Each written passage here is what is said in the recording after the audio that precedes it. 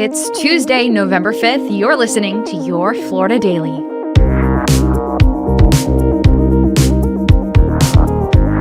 I'm Katrina Scales.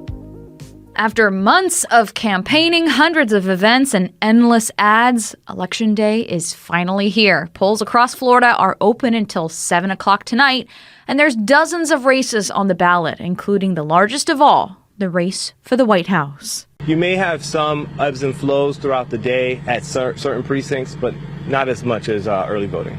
If you're planning to cast your vote today, you should head to your designated polling place and keep some things in mind. Just make sure you bring a copy of your photo ID and just be prepared to go through this historic ballot. It's a long one. It's 2 pages. Another big race on the ballot is the one for Florida's U.S. Senate seat. Incumbent Republican Rick Scott is facing a challenge from Democrat Debbie Mucarsel-Powell. Rick Scott and Donald Trump are trying to divide us with their hateful and racist rhetoric. But if history has taught us anything, it's that Latinos, when we come together, we are capable of extraordinary things. We're going to have a big Tuesday.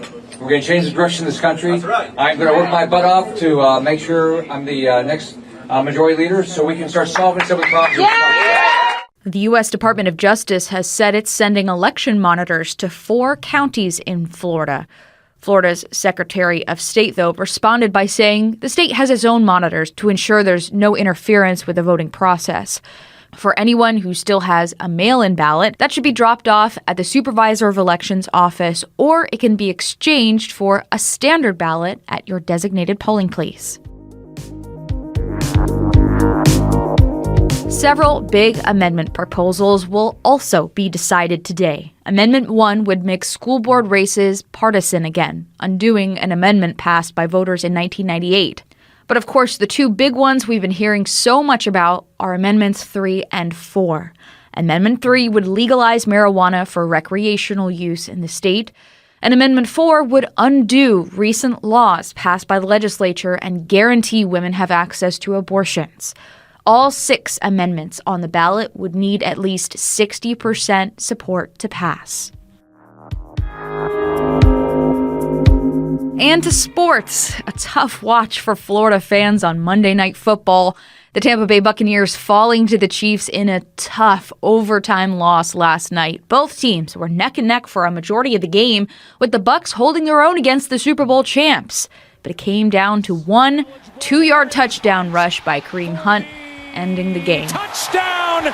Kansas City remains unbeaten. Final score, 30-24 Chiefs. And a win in overtime. Find these top stories along with breaking news, weather, and traffic all day on clickorlando.com.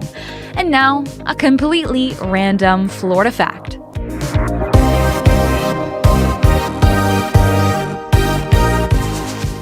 The Miami Municipal Airport was originally built by the Glenn Curtiss Company and was later given to the city of Miami. The field is most famous for being the starting point of famed female aviator Amelia Earhart's around-the-world flight attempt. The field was renamed in her honor in 1947. Your Florida Daily is produced by News 6 WKMG in Orlando. I'm Katrina Scales. Make sure to subscribe for new episodes wherever you like to listen.